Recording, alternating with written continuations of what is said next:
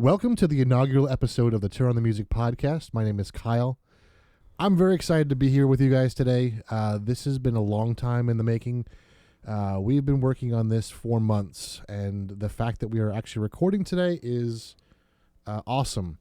The podcast is, we're going to talk about lots of stuff about the podcast tonight, but before we get to that stuff, I want to introduce to you my good friend CJ, who is going to be with me on this journey, and I could not do this without him. So, CJ, welcome, sir. How are you today? This is very exciting. I'm very excited that we are finally sitting in front of the microphones and recording, and not just trying to talking about it. Right? Yeah. It's fun. It's fun to get the actual content out. So, I thought we'd just kind of talk about what this is going to be, and then we'll kind of talk about where we started. So, I think this is just going to be, you and I are both classical musicians, and we are classically trained, multi-instrumentalists. You're saxophone and a whole bunch of other stuff. I'm mostly brass and piano. And, we both sing, and we've toured, the country and the world. And we just want to kind of share our love of music and bring that love of music and artists to everyone. And anything else you want to say about that? If you want, I can kind of give you we can talk about the original idea, and then let's talk about the original idea, where it all started, and then we'll talk about the reboot, which is what we're doing right now. Right. So I'll give that little backstory of where it started, and we can talk about the reboot. So the original idea started back, dating ourselves, almost 20 years.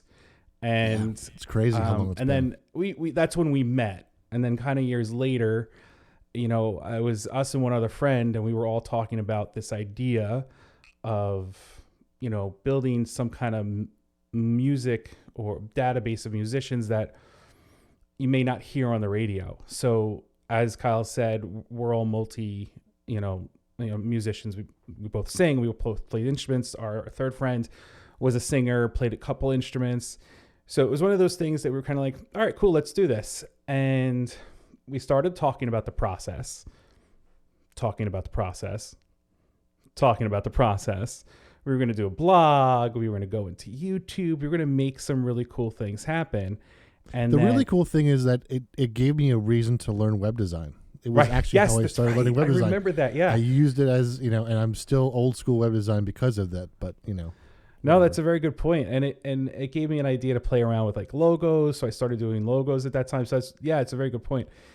And then eventually we were ready to go. Some stuff happened. Unfortunately, that friend that we had, we no longer speak to, but nothing bad. Just, it was just a time of changes.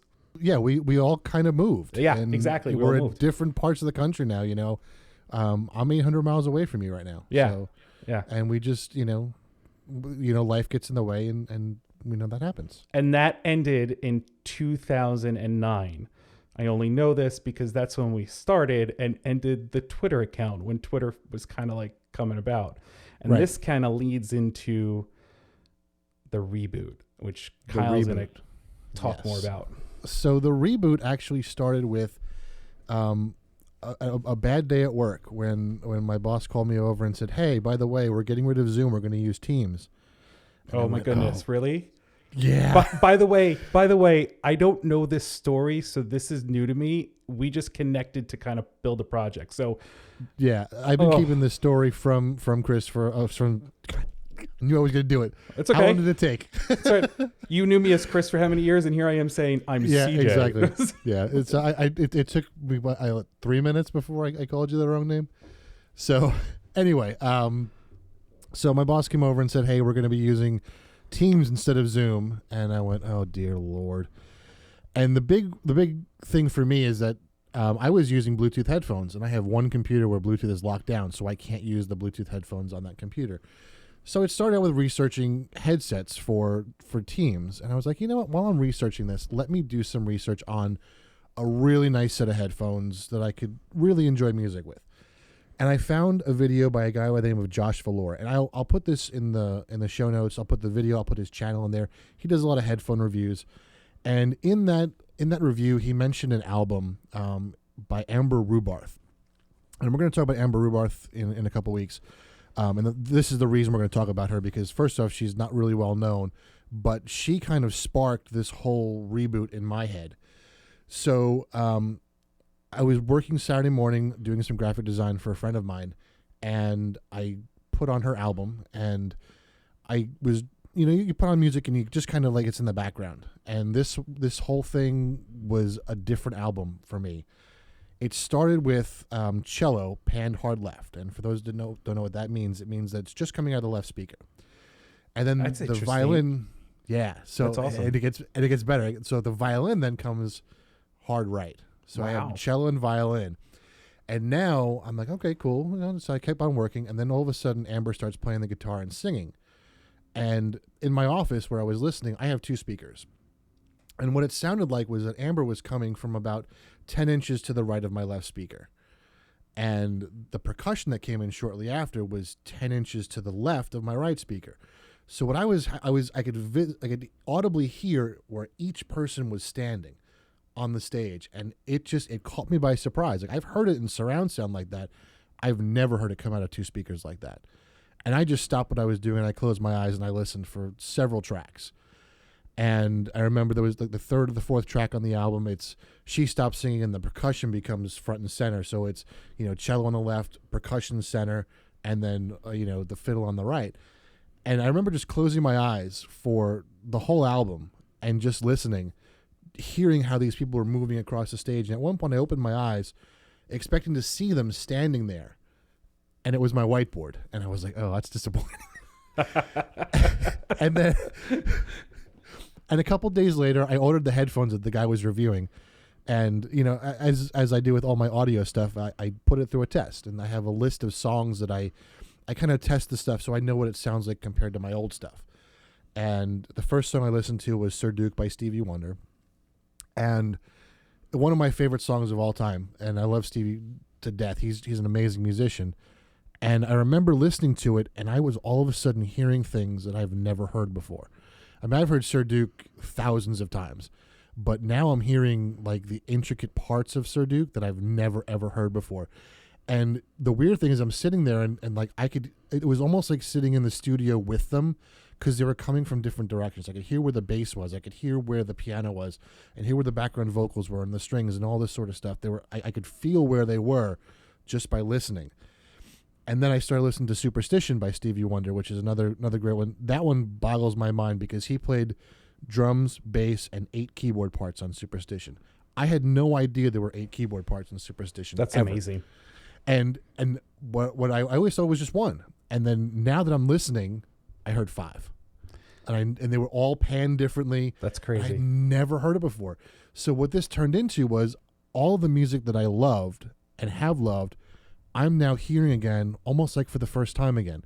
So it's like falling in love with this music that I've loved forever again, and it's awesome. So how far back was that from, like, now? Like a few months ago, a year ago? This was a couple months ago. So this was probably late October, early November. It wasn't. I mean, it was shortly after that happened where I contacted you and said, I was going to say, because let's do this. Yeah.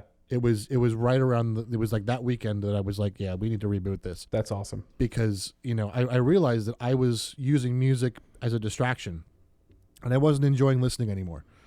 And shortly after that, you and I have talked about this a little bit, where I went through the exercise, I guess, of listening to an album a day of stuff that I would never listen to. Like, I'm not a big Beatles fan. I sat and listened to the entire Let It Be album, the entire extended cut where they have all the the outtakes and the rehearsals, 3 hours of the Beatles, which was not fun. I didn't like it, but trying to appreciate the stuff that I don't really listen to. I had never listened to a Taylor Swift album until December. I had never listened to an Adele album until December. I have played more Adele and Taylor Swift in my career than I want to admit, but I never sat down. And I mean, when you have artists that are like that and that are so huge in the industry, right? You have to respect what they do, and you have to at least take a listen. I would have loved to experience that day in front of you, just watching you listen to these albums.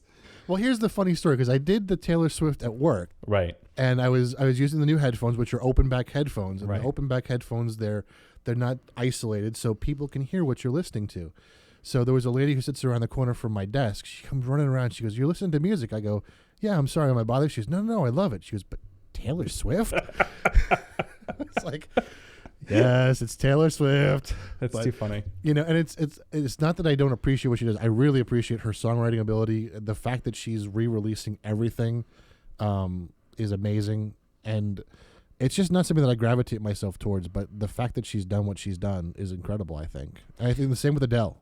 Well, and I think that's a big part of what this is too, is we are not here to insult musicians in any way, shape, or form. We are here to introduce ourselves, including those who are going to be listening to us, to musicians that you never would have thought about listening to. You know, like, Yep. I particularly like Adele.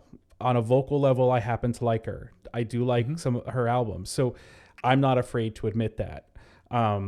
There is something about it. So that's very cool though, because you took that unique experience with, you know, a different way. Like, you didn't just kind of focus on the music you knew. You were like, I have to listen to this stuff I don't know or I don't like because I need to re-experience it. Yep.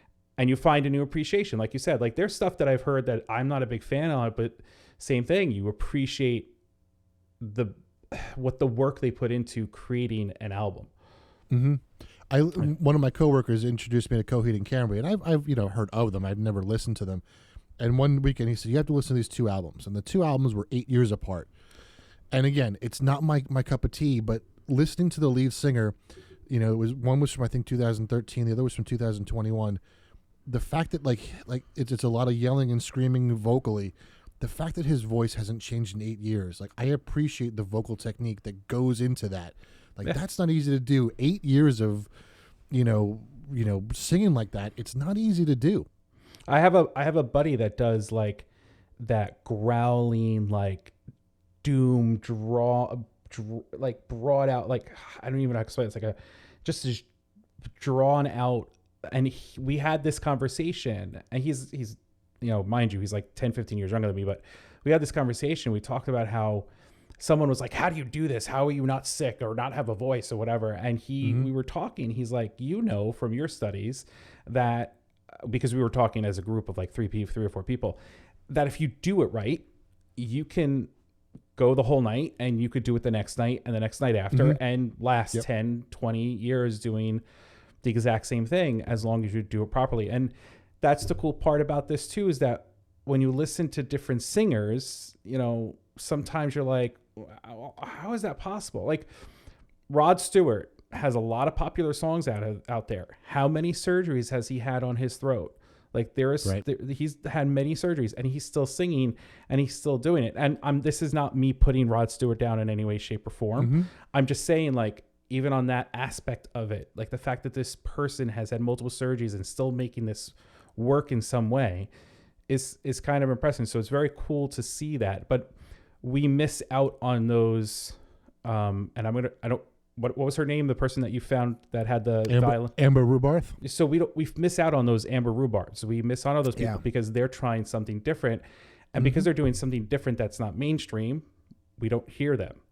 And that's what I think is cool about it. Like, that's a cool story though. It's a very cool, like, way to bring it back, because it's very similar to what we were doing 20 some odd years ago. We were just listening to different people. It wasn't that we were like putting on headphones and going, "Oh my God," we were just trying to find new music, different music. Yeah. But like, this is like almost a rebirth to music for you on that. And that's very cool. Yeah. And one of the things, I love introducing people to new music. That's one of my favorite things to do. And we did it back in the day. I remember driving to Borders Books in a terrible storm and picking up an album I've never heard of before, driving home and just remembering, I have to tell Chris about this. Like, we need, like, this. It was Robert Randolph and the Family Band live at the Oh my, yes. Do you I remember like, that. Yes. Yep. No, I totally remember that. Yep. And I just sharing those sorts of stories. And one of my coworkers, he sat down one day. He's, "All right, you're a musician. Play me some music." And I was like, "All right, cool." So I brought up Tower of Power. And this was back in like July. And you know how like every year Spotify does their, this is your year in review. In his top 10 songs, what is hit by Tower of Power? in 5 months, he listened to enough Tower of Power to make it into his top 10. That's that's crazy. cool to me. Yeah, no, that's And awesome. he's all into this like old like 90s punk stuff, Right. and like he's traveled the world, so he's into like a lot of like Russian music. That's awesome. But the fact that Tower of Power made it to his top 10 in 5 months, like that's really cool. That's really cool. And that is that's what when we reached out, like you text me or whatever, we were like, I was like, yeah, no, let's totally do it. We totally need to reevaluate what we were approaching, and that's why we call it a reboot, because the first thing I said to you is we're calling it Turn on the Music. Yeah, and it's like Turn on the Music 2.0 in a sense, because it's taking the concept that we had and now re-experiencing everything and sharing it out with those. And you may come and say, oh, I know that artist. Tell us about it. We want to hear about the fact that you know this artist and why you fell in love with them. If there's an artist out there that you experienced and you want us to know about it so we can hear it and potentially share it, let us know about it. And that's a part of what this is we want to build a community of people to just share music, and right. It's anything. We're not going to be like, no, we don't want that person on that list. No, if there's a reason why you like them, we want to know. And because that's how we're going to experience the new stuff. So that's very cool. I think that's very exciting. And it's such a great way to look at things, and makes me want to look at things differently and go spend a ton of money on a new pair of headphones. Yep. And honestly, like as much as the headphones have helped and the speakers have helped, like you don't need it. Like right. What you need is the love of the music, and that's I think what we're trying to share is that sort of love. And I guess now is a good time to explain like what we're going to be doing over the next couple weeks. We're going to kind of alternate the next couple weeks. We're going to introduce you to some artists. We're going to start off with Amber Ruarth because she was kind of the inspiration for the whole reboot. And then we're going to interview some friends of ours and musicians that we know, and talk about their love of music and how music affects their lives. And then we're going to go from there. Like we've got plans. We're talking about doing, scores from movies and, lots of things. We talked about doing kind of a best song of the 80s, thing, which is going to be fun, I think. So it's just it's going to be I think a great opportunity to share music with everyone. Yeah, I think it's going to be a fun journey to be able to build a list of songs and share amongst. So and that's the thing. It's going to be very eclectic. Like we're not going to be stuck on just one genre of music. I'm sure I listen to stuff that Kyle doesn't listen to, or we'll be sharing stuff to each other that I have, and we're going to have to listen to it before we, so it's like, that's the cool thing too, because we're both experiencing new things while we're doing this and while we're recording. So, and I love it. I love finding the new stuff too. It's not just sharing it. It's finding the stuff that I've never heard before. Yeah. And that's the cool. Yeah. That's cool too. Like, and over me for myself, like I've kind of stuck around the stuff that I've known just because it was easy for a while. But in the past, it's ironic, in the past like 6 months to a year, I've been saying kind of like, I need to change this up, or I need something new. And it was just very interesting that around that time is like, hey, do you want to do a podcast? And I was like, really? This is like perfect timing. Like it really did come together. So it's just very interesting that it'll happen. So just to kind of explain the interview episodes. So these people that we're interviewing are, I'm going to say, quote unquote, local artists. These are people, friends that we know, or friends of friends that we know that do perform, or they are in the music field in some way, shape, or form, but they're not as well known as others. They may be music teachers that do private lessons and perform on the side. They may have another profession and play an instrument, and just music is a big part of their life in some way, shape, or form. So these interviews are going to be of I don't want to say everyday people, because to us, they're not everyday people because of how talented they are.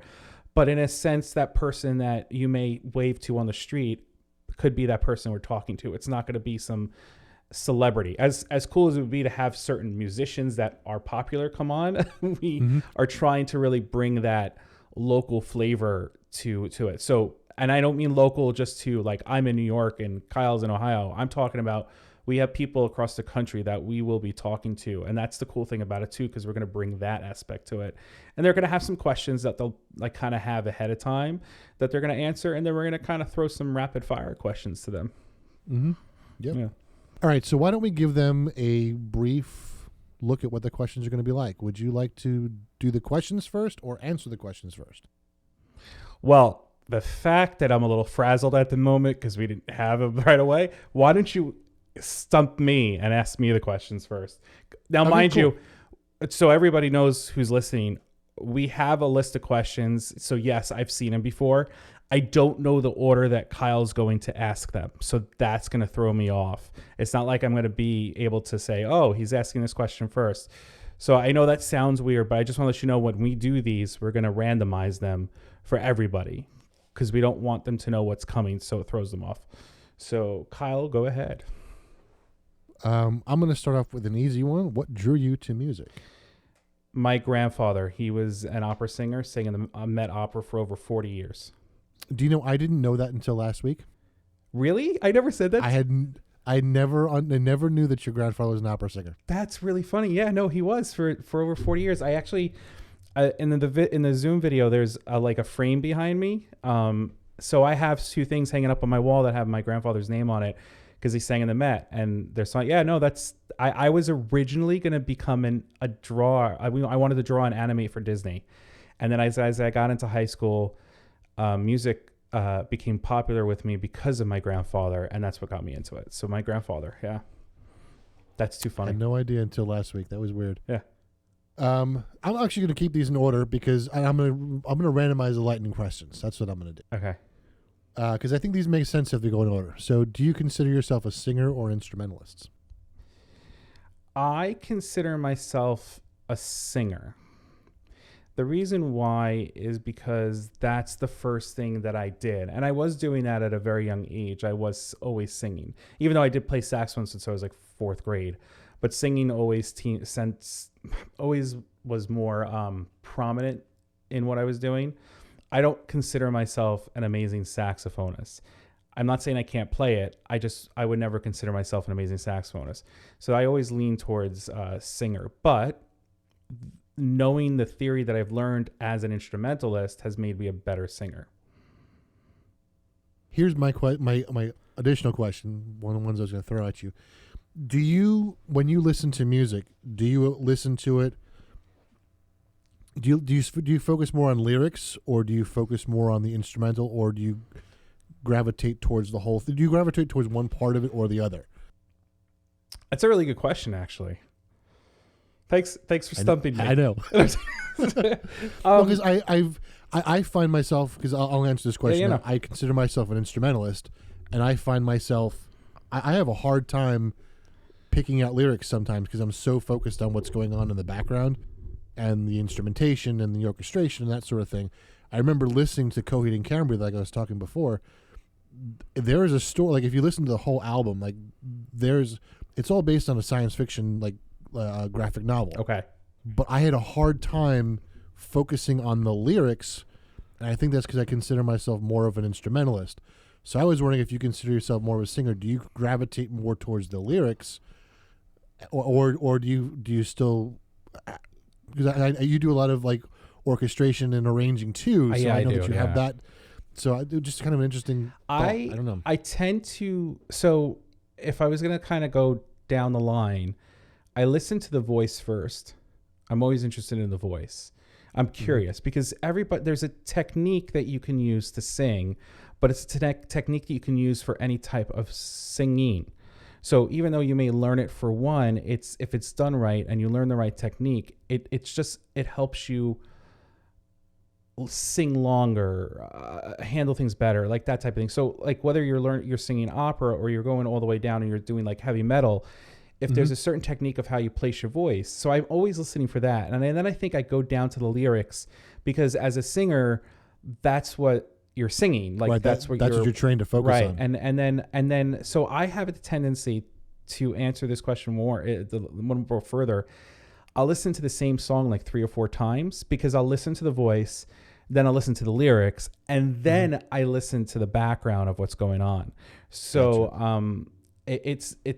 Yeah, no, I do tend to go towards the voice, which is really funny because when I was younger, when I was in college, did not like going to see choruses sing. Really? I did not. As I got older, I wanted to go more often, but as I was in college, I was like, I really don't want to see the chorus, but I'll go see the orchestra or the band. It's really and what's for me, like, I cannot watch an opera. I could watch a symphony all day long. sure. But opera? Yeah, Nope. no. I was in Vienna. Yeah. I saw the Vienna Philharmonic play in the Vienna Opera House.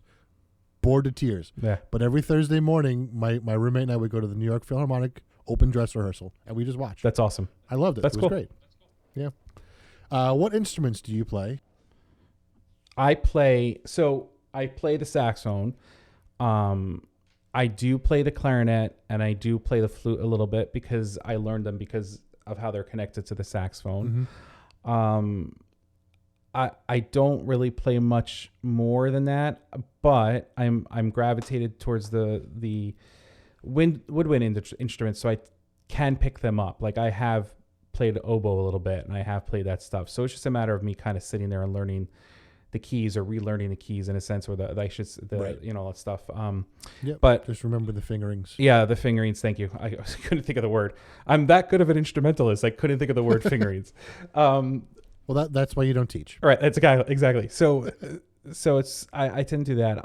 I would love to be more proficient on the piano. Like I can clunk out stuff, but I'm not a piano player in any way, shape, or form. Not like Kyle. Kyle is totally a piano player, organist. And what's fun, I wish I were a better piano player and organist. So. But I think that, going to this question, I think that is true to anybody who plays the instrument.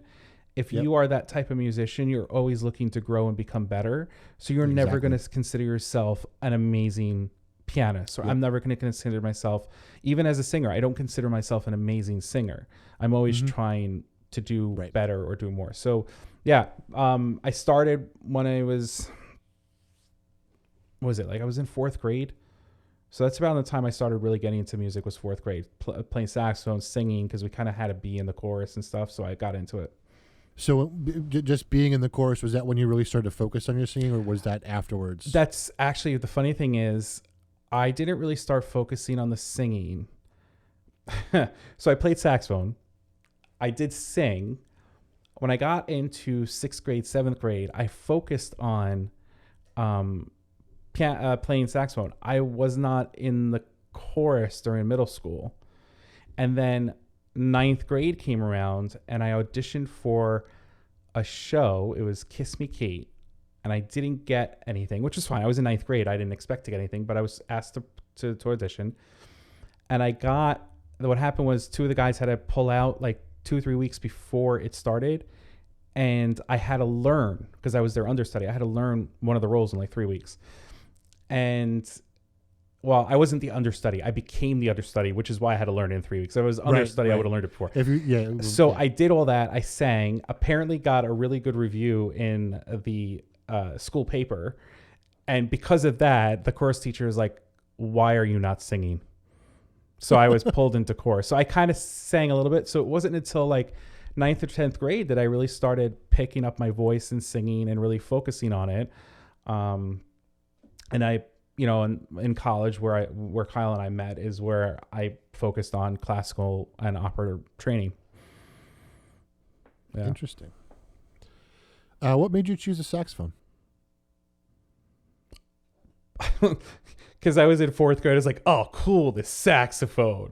Like, I didn't want the clarinet. Like, to me, it was like it looked funny, but the saxophone was cool. Like, having a saxophone was cool, and trumpet and everything just wasn't interesting to me. And, at the time, I was a boy, and I'm still a boy. I'm still a man. No, I'm joking. But at the time when I was a 4th grade as a boy, you're just like, I don't want to play a flute.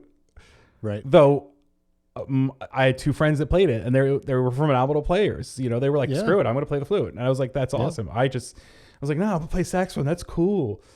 Because I grew up in the 80s and they had saxophone and smoke everywhere. What kind of music do you perform most? Nowadays, not as much as I like in the sense of performing, but I haven't done classical or opera music in a long time. I do miss it. And I feel like for me to do it well, I'd have to kind of like retrain myself. Not that I don't think I could get into it, but I would want to retrain myself. But if I was to go and choose a genre, I'm a huge fan of American standards. Like put a fedora on me, you know, a bourbon, stuff. Frank Sinatra. Like Nat King Nice. Cole is one of my favorite singers. You know, I think he had a fantastic voice, and you know that's what I see myself like: fedora, full suit, bourbon in hand. Yep. You know, even a cigar. Singers, I know, not cigars, but even a cigar. Well, you know, bourbon's not good for your voice either. Well, so. Whatever. Tequila. No, any vodka, hard liquor is whatever bad. fits No. in a cup. Olive oil and water is what you should be doing. No, but yeah, I had- but like just that it was really the look, you know, like you know what I'm saying? Like, so I like if I could, and I had the opportunity to do every week, I would do standards. I think they're just fun. Mm-hmm. Yeah. I agree. What kind of music do you enjoy listening to? I am all over the place, but I really enjoy classical music. Like when I really want to sit down and listen to some music, I'm listening to classical music, which is really funny because you would think I'd be listening to Nat King Cole or Frank Sinatra or somebody. No, I will. You give me a good symphony, I'll sit down. I want to sit down and listen to that symphony, and it has to be Russian composers in most cases. Okay, yeah, interesting. So like Shostakovich and yeah, I mean, yeah, like I lean towards them. Yeah, Rimsky-Korsakov is one of my favorites. Yeah. Yep. Yeah. What draws you to that genre? I mean, because you do enjoy singing, right? The standards. What brings you to the classical stuff? I'm a complete conundrum. I don't make any sense. I think what draws me to it is the fact that it tells just as much of a story without lyrics than an opera does. Yep. Because when you have the right composer composing their music, whatever it may be, however it may be themed, there is a story being told. And if it's done right, you can sit there and you can picture everything that's happening. And you don't need words. You don't. Like, the story is told without words. And I think that what I like about classical music, because as a singer, when you're listening to classical or opera music, you're paying attention more to how the singer is, what's the word? I can't think of the word. Where they're emphasizing the words, how they're singing those words to get them across. And every singer sometimes will do an aria a little bit differently because of how they interpret it. So their interpretation plays a factor. Whereas classical music can be the same way, but you don't need to listen to the singer to get the story. Right. And that's why it does it. And I always go to Rimsky-Korsakov's Scheherazade. Okay. And if you have not listened to that, please find it. Please search it and listen to it. It comes up sometimes as the Adventures of Sinbad or whatever it's called. Yeah. Excellent. So I know what you do for a living. You're in IT. Well, not IT, but you're in technology. Yeah. But what role does music play in your life, since you don't make your full-time money from music? It is a constant in my life. It is the one thing that no matter what happens, I'll always have music by me. And to take this a step further, to share a little something, I have tinnitus. Now, for those of you that don't know what tinnitus is a constant buzzing in your ear. So those listeners that are out there that know about it understand exactly what I'm talking about. Those who don't have it, it's a weird thing. And it's Is it always the same pitch? It's always the same pitch. It does not go away. Do you know what pitch it is? No. But I haven't. I get a hearing test every year, and there's a dip in a certain frequency. I forget what the frequency is. I have to get another test soon, and we could bring this up in another podcast once I do the test, or like another episode. I'm going to match to see if it's that pitch, because it would make sense if I had that dip in that spot. Because if that same pitch is going in my ear and that's where the tinnitus is, it's going to cancel it out. Yep. Because they do make devices to help cancel it out, but you'd have to wear them in your ears all the time. So it's like walking around with your own personal pitch. Oh my gosh, yeah. Yeah, but it's so for those of you who have it, I'm sure there's your good days and your bad days, and sometimes it just feels like it's going to eat through you. So music helps me deal with it. So the movie Baby Driver, the reason why he listens to music is because he has tinnitus from, I'm not going to give away the movie, but something happens to him that gives him tinnitus. So he constantly plays music to block out the tinnitus. And just kind of a foreshadowing, we're going to talk about Baby Driver, so make sure you listen to it or watch the movie. Yeah. Take note of the music in the movie because we will be talking about it in a couple weeks. Yeah. Well, months, yeah. maybe. In an episode is going to be focused on it, which is part of the reason why I brought it up. So yeah, so that's why it plays a role. It's a constant. It's always there. It's like when I'm driving, music is on. If I'm sitting down, I'm going to put some music on. If I'm not watching TV, doing something else, and it is also a way for me to kind of drown that high pitch out of my ears. And I know this is not a sympathy thing because I'm used to it. It doesn't bother me. Like, it is what it is, but it's just, that's the truth to it. Like, that's part of what it is. So it is interesting. And there are some songs that if they sit high enough, I don't hear it for a while. So yeah, it's I don't know pitches. It was very interesting to find out what it is. Frequency, I should say. And what's interesting is that's another thing I didn't know about you. I didn't know you had tinnitus. I don't really talk about it. Yeah, I know. And it's, I also didn't think that that's where you're going to go with that question, because one of the things that I know that you have talked, well, at least shared, through social media, is the line "never stop singing," and that's always been a big one for you. Okay, so I'll give you a little short history of that, and it's another thing that I don't really talk about, but it goes to my grandfather, who's an opera singer. He passed for my family at a young age, and he passed when I was I had to spend the next year in college. So he passed away in 2002, which was the year I did my recital. So he passed, unfortunately, before I did my recital. So he never had the opportunity to, in the sense of a physical presence, he was not there. So that's all I'm going to say. Mm-hmm. So, I performed it. I did my whole thing. Like, there was a couple songs I did in there for him. And that was what came out of me when he passed. I was writing, I have actually a whole poem written, which I'd love to turn into a song one day, about never stop singing. Because, depending upon what your belief and what your faith is and how people talk, the whole idea is that wherever you go next to, so I just think that hasn't stopped singing, and that's how I see it. And that's part of the reason why music is so important to me. But on the constant, on that role that it plays, it's still that constant, like, there, and it's an emotion that's always there to help you. And it's, on the physical sense, it's something that helps me cope with something that I deal with on an everyday basis.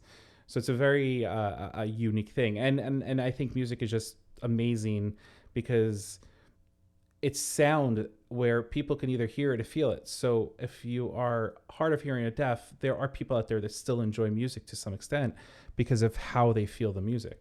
So that's, yeah. So thanks for bringing tears to my eyes through. Sorry. It's cool to share that because it is an important thing, and even though I don't talk about it, it is a talk. Look, there's your New York, Long Island coming out of it. Yes, guys, I'm on Long Island. Talk came out of my mouth for a second. Talk, coffee. So yeah, no, thank you for bringing that up. I didn't mind sharing that. Thank you. So, do you want to go to your lightning round questions? Or do you want to take a break and ask me No, we're going to the other. We're going to go back to these. We're going to do this with you, and then and we'll go from there. So. So lightning round questions. I'm sorry? Lightning round, you ready? All right, fine. We'll do that, and then we'll go and do your stuff. If you want me to go, I'll. No. Let's do lightning round. Let's do it quick. All right, guilty pleasure, song or artist? Shakira. Guys, it has nothing to do with the way she looks. I'm not saying that she's not a beautiful woman, but I think she's talented, and even though she's on the mainstream, she is my guilty pleasure when it comes to music. And I'm impressed and respect her for learning English through music. Favorite song? Favorite song? Not off the top of my head, I don't have a favorite song. Yeah, I that's one that's going to stop. I'm going to go with Smile, written by Charlie Chaplin. Okay. Yeah, it's a fantastic song. It's not very well known. If you guys have an opportunity, Nat King Cole sings it. Michael Bublé does a version. It's Smile, and it was written by Charlie Chaplin, which is, I think, pretty awesome too because of who he was. Favorite composer, which I think we kind of touched on, but I'll give you the opportunity. Rimsky-Korsakov takes the cake for me. If I was to choose another Russian composer, I would move down to Rachmaninoff. Very nice. Yeah. Favorite band? Favorite band, I'm gonna go with. Wait, am I doing like guilty pleasure band, or I'm doing like? This is up to you. I mean, I kind of look at this as like, kind of like your go-to band. These are not really rapid fire, are they? Right now? No, they're really not. I'm trying to go fast. No, but this is good. We're hashing it out. We're trying to figure it out. Yep. Favorite band, that's hard because I go with singer, and I would go with like Nat King Cole. All right. It's not. I don't know if it's considered band, but right now, Jeff Goldblum and the what's the orchestra that he's with? I have to find out. But Jeff Goldblum and that band and that orchestra he's with, it's phenomenal. Fair enough. Yeah. Most memorable concert. Now, this is a concert that you've attended to see some sort of. I don't want to talk about any concerts that I've gone to because of what they were. Fair enough. All right. We're gonna let the cat's gonna come out of the bag. My favorite one is honestly the Monkees. When I was a kid, I had the opportunity to go, and honestly, wait. I know it's rapid fire. Ian Anderson. Oh, that's a good one. So it wasn't Jethro Tull. It wasn't Jethro Tull. Ian Anderson. Peter Frampton opened for him. Ian Anderson. Oh, wow. Anderson played flute, of course, and he had 3 musicians from the Manhattan School of Music. Wow. I think a cellist, a violist, and a violinist that played on stage with him. That's awesome. That is Ian amazing. Anderson, for those that know who he is the lead singer to Jethro Tull. Very brilliant guy. There are 2 albums that I love by him are Divinities, which is a completely classical album. That's beautiful, fantastic album. And then the other one is The Secret Language of Birds, and the whole album is. So the whole premise behind the album is that he can communicate with birds. He can play something on his flute and say, okay, the bird's going to respond like this, and the bird responds. So it's amazing. He's an incredible guy. So that's cool. Yeah, Ian Anderson. Okay. Yeah. Yep. Most memorable performance, personal performance. Personal performance was I was in high school, and I was asked to sing a solo for my choral teacher, ironically, her last concert with us. And I was asked to sing Music of the Night from the Phantom of the Opera, and it was full chorus behind me, and I sang it. And, Nice. I was nervous, but I was singing this because she was retiring, and I was thankful that she asked me to do it. Mm-hmm. So I sang the song, and I went back into the chorus, that Homer Simpson meme where he just kind of falls into the bush. That's kind of what happened to me. Is I kind of just fell back into the chorus just to kind of get away. I didn't bow. I didn't do anything like that. And I was told to come back out and bow. And at that moment, as I came up from bowing, everybody was standing, clapping. And that, nice. I was 17, 18 years old. And that was so impressionable because even though I was older in the group, it was just that was my first big thing. And then I found out later on that half the chorus did not finish because they were crying. Wow. Yeah. So and I don't talk about it because it's just, I don't, that's not what I do. It's not something I'm not going around, hey guys, did you know about this? That's not what I do. But that's probably one of my, and that's high school. That's not even college. That's high school. Mm-hmm. Yeah. Is that it? Did we do them all? Favorite album. Favorite album is going to be, I don't know the title off the top of my head, but it is a Nat King Cole album. It's all his most popular song, one of his, it's just phenomenal. But most of his albums I love. So, but I don't remember the name of the title, which is really bad of me. know what the album artwork is. So I'll tell you what we'll do. What we'll do is we'll figure it out and we'll put it in the show notes. yeah, that's fantastic. And sorry guys for the non-rapid fire questions on my end. Well, I have to tell you, because I knew we were doing this, I've looked over the rapid fire questions and my answers are not rapid fire. So. All right, so I'm going to start with the set that you asked me prior, and then I'll do the rapid fire. I may just do them in order. I may random. I'm not sure yet. I'll decide when we get there. So, question to you: what drew you to music? I did not put myself into music until my mom and dad did. When I started playing the piano at 5, I hated it, and then when I got to middle school, I just enjoyed it. I just started playing a lot, mostly piano. When I was in, well, I'll get to the instruments later, but mostly piano is what I really enjoyed playing. So just the love of, it's almost like a puzzle to me, because when you get a piece of music in there, you have to worry about like how do you finger the in the notes, and like working now on like Chopin etudes and stuff, like how do you get your fingers to do that in an efficient way. So it's the love of the music and the puzzle element that kind of satisfies me. That's awesome. Okay, so do you consider yourself a singer or instrumentalist? Instrumentalist 100%. I do sing, and being a pianist and having the training that I had in high school, a lot of like churches around the area like me as a singer because I can read really well. But I don't consider myself a singer. I don't think I have a very good voice. I just consider myself someone who reads well and can sing tenor or alto. He's all right. He's all right. He can sing. No, he can sing. We've sung together. He can sing. Yep.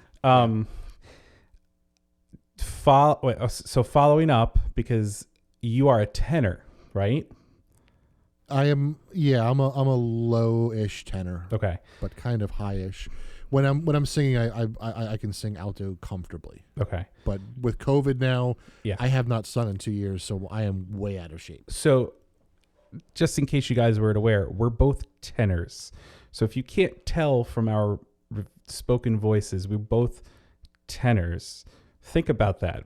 I tend to be a very dark tenor when I sing, which is why most people don't realize I'm a tenor. So I just had to ask that because I was curious. So on that. Okay, cool. What's interesting is when we met, I was singing bass. That's true. You were. I was singing soprano. No, I'm joking. And I realized after a lot, a couple of years of study with a voice teacher, that I was much more comfortable in the tenor range. I have a large range, but the resonance is not in the bass area. It's in the upper register. Right. So. And that that'll be discussions down the line. But that's awesome because there's ways you can improve that. That's awesome. All right, very cool. Kind of touched on this, but we're going to ask anyway. What instruments, if any, do you play? So piano is what I consider my main instrument. I also play organ, like church organ. I don't consider myself a concert organist, but I consider myself a church organist. Playing hymns and service music mostly, not the V. Aaron and V. Dor toccatas and stuff like that. I also play French horn, trumpet, trombone. If you hold a gun to my head, I can make noise out of a tuba, and I can kind of play the clarinet. Oh, really? Yeah, oh, yeah. I never saw you pick up a woodwind instrument. My problem, so woodwind instruments freak me out because of the biting of the mouthpiece. Right. It makes my teeth vibrate. It freaks me out. I hate it. Yeah, that's interesting. He is a very good French horn player, even though he won't admit it. I know he plays it because we were in band together, and I know he plays well. So we know about piano was 5th grade. So when did you kind of start picking? 5. 5. I'm sorry, 5 years old. When did you start picking up the other instruments? So in 4th grade, we were allowed to choose an instrument, and I'm indecisive, so I didn't really care.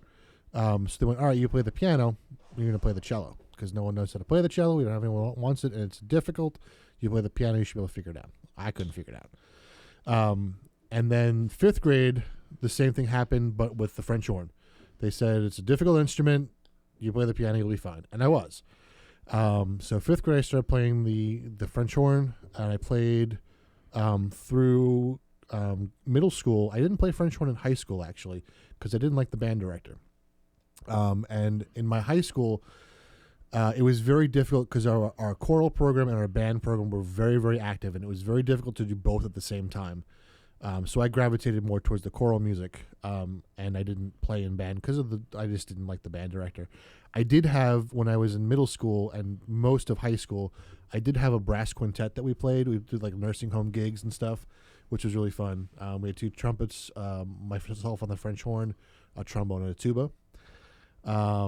So yeah, that's so 5th grade, and then in college I picked up trumpet and trombone, and they came very easily to me because when you play the French horn and understand how the French horn works, it's very easy to move over to the other instruments. The fingerings are similar, the mouthpiece is similar, so it's easy to make that jump. And then throughout college, I taught all of the brass instruments, piano and voice. That's awesome. Now, and I'm sure Kyle will attest to this, you're going to come across teachers that you may not click with. Mm-hmm. Don't stop yourself. No, don't. Keep pushing forward and prove to them that you are good at what you do. I don't care what it is. It doesn't have to be music related. Just keep that going. And this is coming. I am in the education field. My technology is in the education field. I am a teacher. But if you come across a teacher that you do not click with, do not stop. You just don't click with that teacher, and that's absolutely fine. That's going to happen. Yep. And I'll tell you, when I was in college, I did not find a piano professor that I liked at all, ever. That's not true. David Holtzman and I clicked, but I was only with him for 2 semesters before I transferred. Oh, he's amazing. He's unbelievable. So this is a professor that we knew in college, and Kyle worked with him. The only time I ever worked with this gentleman was I turned pages for him. Now, and that's how I met him. Did you really? Okay, yeah. Fantastic musician, great guy. He specializes in 20th century music, Right. 20th century piano, like debuts and Right. world premieres. And he was he played with a very big flair and a very flamboyant playing, Yes. which went with the music. Yes, it did. But as a page turner, you are the shrapnel might get you might get hit by flailing arms, and there was one piece I had to turn pages for him, where he had to like pluck the strings inside the piano, so the music rack was inside the piano. So I had to like reach into the piano while he's plucking and flailing about and not get hit. And this was performed for the composer's 80th birthday party. And so he was sitting like right in front of us. He was, was such a nice guy. A typical, he had the typical, and I mean this in a very kind way, like a typical musician eccentricity to him. Yes. But that's what made him so good at what he did. So I'm sorry I had to interject, but I just liked him. He was a good guy. I loved him. Yeah. He was great. And if I could have studied with him longer, I mean, he was the first person to really talk to me about piano technique and how to release my thumb and, get the tension out of my hands. No one else did that. Most of my professors in college were, your technique is wrong, just fix it. Right. I don't know what's wrong about it. I have no idea. Right. Tell me. All right. Sorry for that little tangent, but just had to share a little bit. So, So what made you choose your instrument / voice? I chose none of them. So which you mentioned a little bit before. Yeah. So piano was forced on me. French horn was forced on me. And I picked up trumpet and trombone because I was bored in college and did it. Again, very good piano player, very good French hornist, even though it's forced on him. Take that. And what's nice is that those especially the French horn and the piano, they just clicked for me. They felt right, and that's why I do them. So maybe it was good that you weren't forced. Like you were forced. I mean, you were forced to choose where you were forced to play. That's pretty interesting. Yep. What kind of music do you perform most? Now, I kind of know this answer, but I'm curious to see what you say. I'm gonna potentially throw you a curveball. Mostly sacred music. So a lot of the stuff that I do is church related. Being someone that can play the organs, well enough to lead a congregation. When a church finds out that you're an organist, you kind of get sucked in and you become the organist because they are a dying breed. So I would say that sacred music is my most performed music. Church hymns, choral music, that sort of stuff is what I perform most. But I do, my fair share of classical piano and stuff like that. So that's what you perform most. Mm-hmm. I'm going to add to this. What would you prefer to perform? Or if you had the opportunity to do it weekly as maybe a paying gig or just to do, what would you choose? I would direct a choir. Direct a choir. Mm-hmm. And I don't know why, but I can totally see that. Yep. And I would want to be in that choir. Yep. That's fantastic. Well, you have kind of sung in one of my choirs for a couple weeks. Oh, I did. It's true. Yep, you did. I was bad, so he kicked me out. Okay. So next, we're going on to what kind of music do you enjoy listening to? Mostly funk, soul, and jazz. A little bit of the blues, classical music every once in a while, but mostly funk and soul. Tower of Power and Stevie Wonder, Mingo Fish Trap, some of the weird ones, Bella Fleck and the Flecktones, Victor Wooten, to name a few. And I think what you guys are going to learn as you listen to us, we name some of the stuff now, but you're going to see a lot of what we do listen to as we move forward. There's going to be so much more. You're going to just be like, but you said in the first, no, don't go by what we said in the first episode because more's coming. Yep. Now, what role does music play in your life? So music is becoming a way of life for me, even though I don't make my money as a musician. In fact, at the moment, I don't perform or teach. There was a point in time where I had 40 private students and I was working church gigs and making my money that way. I now work IT as a contractor for the United States government. So what I've realized is that music is, first off, all around me. And both in a literal sense and physical sense, I guess. Because if you think about it, the way a radio works, there is literally music surrounding you right now. It's just you're not turned into the right frequency to hear it.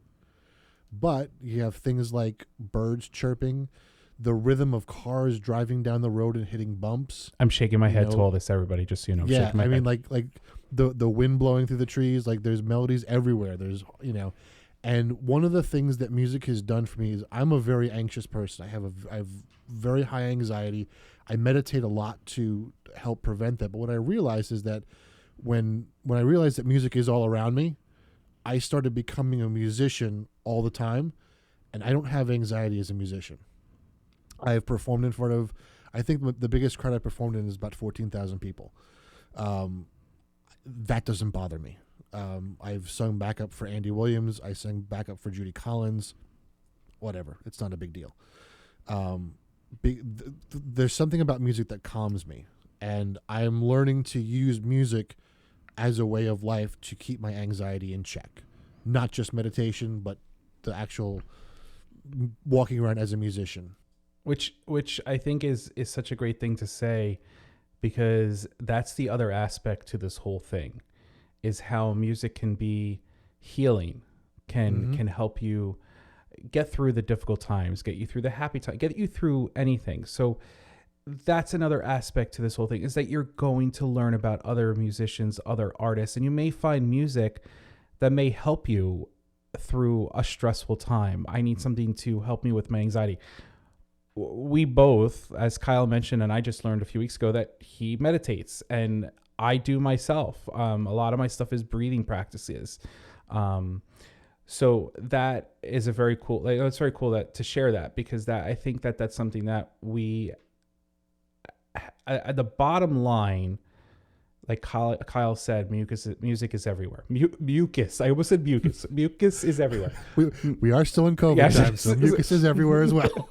Music is everywhere, and I think that's a awesome thing to say, because it is, and a lot of us use it for multiple reasons, and this is why I think we like doing what we're doing, and we enjoy, or we're excited for what is going to be held with this podcast. Cool. Yep. Let me see. Do I have a follow-up question to what roles them? Okay, I have a question. Yes, I do. Excuse me, sir, in the back. What do you listen to when you meditate? Nothing. Really? Yep. You're a complete contradiction of yourself. No, just joking. So for me, the problem with meditating is listening to something while I meditate is my brain will not focus on what I want it to focus on. So the idea behind my meditation is the voice in my head is very loud and it's very mean. So what I want to do is I want to learn when my brain is doing something that it's not supposed to do. So I try to focus on my breathing. How does the breathing feel? And the second that my brain says, hey, what about this? I shut that off and go back to my breathing. So I recognize when my brain is out of control, and that helps me calm that voice that's in my head. If I start focusing on music, I start to dissect music.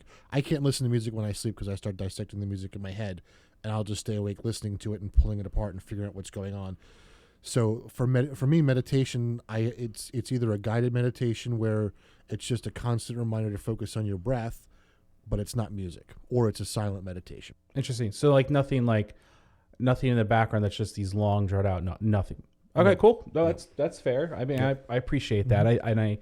I think I thank you for sharing that bit, like Mm-hmm. how, and I kind of get that, like my brain, Mm-hmm. like it's like that thing that you're just, and I'm sure a lot of you experience this.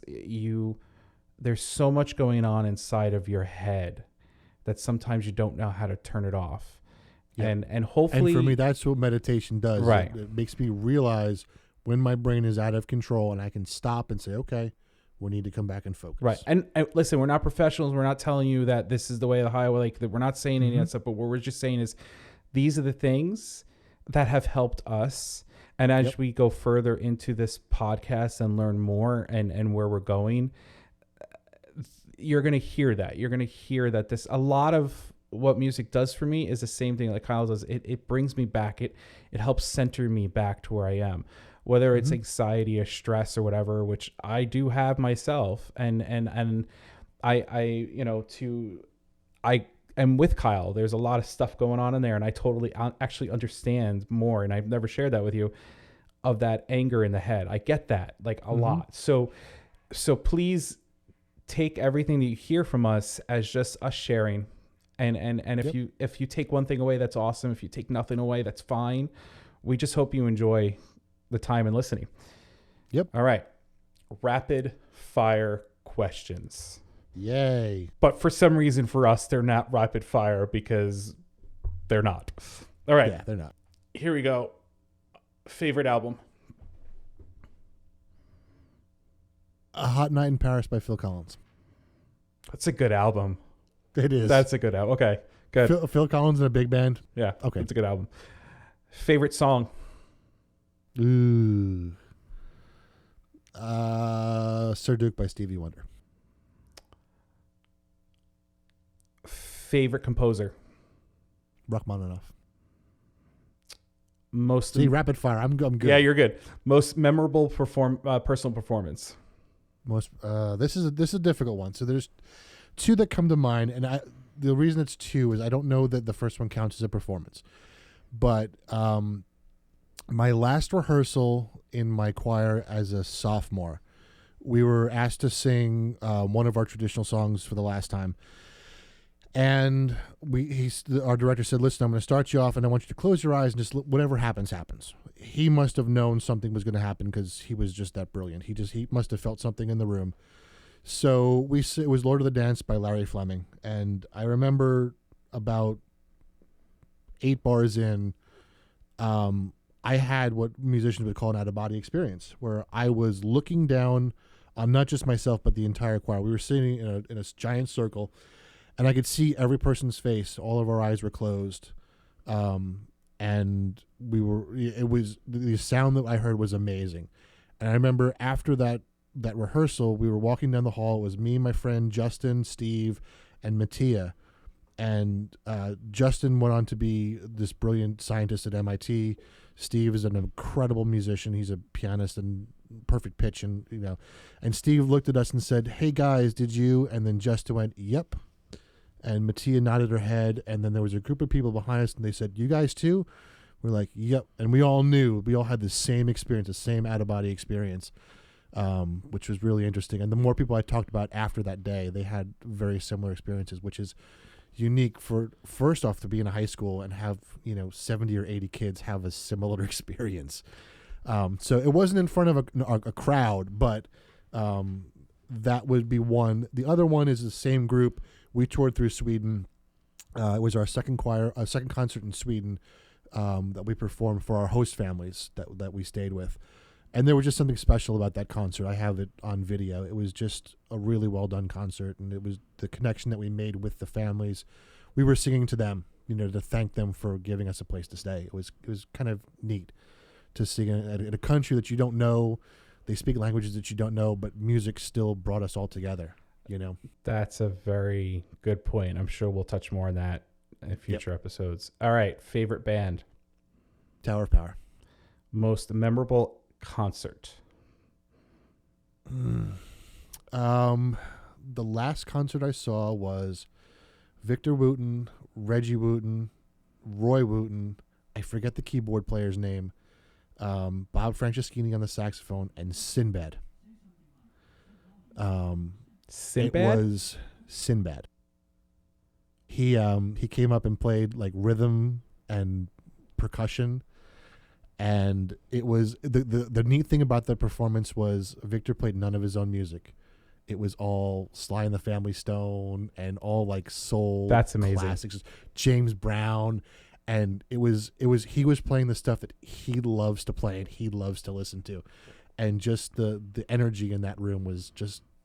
And then having Sinbad just jump around like a lunatic was fun too. So that's awesome. Guilty pleasure song artist. Carly Rae Jepsen, Call Me Maybe. and Rebecca Black Friday. And then most of the 90s stuff, and for me, they're not really guilty pleasures because I'm not afraid to admit it, right.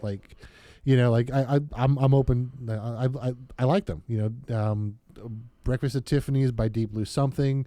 Roll to Me by Delamitri, all those like great 90s Sister Hazel stuff. I love Sister Hazel, All right, that was weird. Okay, so here, follow up to that. Ready? Okay, yep. Is it the music that is the quote unquote guilty pleasure, or is it the fact that the music was so popular at a time where certain memories were being made? I think that's what it is. Right. So, and this, I'm sure, is something we're going to talk more about in future episodes and all that stuff. So that's another thing that I think is brilliant, what you said, because we can pinpoint parts of our lives based upon the music. Yep. I remember sitting in high school, or was it college? No, I think it was high school, where I got my first CD burner. And I was burning like what the equivalent of mixtapes, on CDs and like playing them in my car, Right. And that was all that stuff. It was, Tal Bachman's She's So High and, right. All that stuff, brought me back to kind of high school. Listen, we're recording this, if you can't tell, after Meatloaf passed away, who a lot of people love and a lot of people didn't like his music and whatever the case may be. I was a fan of Meatloaf. His music, then the album Bat of the Hell 2, got me through a really rough time when I was a teenager. And that's a whole other story. That's not something I need to share. But when he passed, that was hard for me because it was like, but your music got me through a really bad time. And it wasn't just that album, because that album kind of helped me. And then it led me to his other albums. And as a musician, as an artist, as a musician, as a singer, I like him. And I haven't really heard anybody say that they haven't liked him, but I know there's a lot of people also that'll be like, no, he's just kind of like whatever. But, memorable things, like stuff that kind of brings it back. Yeah, it's pretty cool what music can do on an all around level. It's not, what it does. That's the heart of this. Yeah. And that's the heart of the conversation that we had when we first did this 20 something years ago, and back in September, October, when you reached out to me, this was always the conversation of what music has done for us, what it does for us, and those artists and musicians that are part of those moments. Mm-hmm. Yeah. Fun fact about Meatloaf: my sister's music theory teacher in high school was one of Meatloaf's keyboard players. That's amazing. Yeah, Frank Doyle. My brother rented an apartment from Meatloaf's drummer's mother's mother. Wait, okay, let me do it again. He rented an apartment from Meatloaf's drummer's mother, and in her window, which I love and which I thought is amazing, she had a gold cassette. Wow. Mounted to a piece of wood, and like I went to his apartment, and you have to like go to see that window, and I thought that was the coolest thing. So that's too funny though. That's really great. That's too funny. All right. Cool. Good rapid fire. You were better rapid fire than I was. I'm horrible at rapid fire. You're a typical singer. You like to hear yourself talk.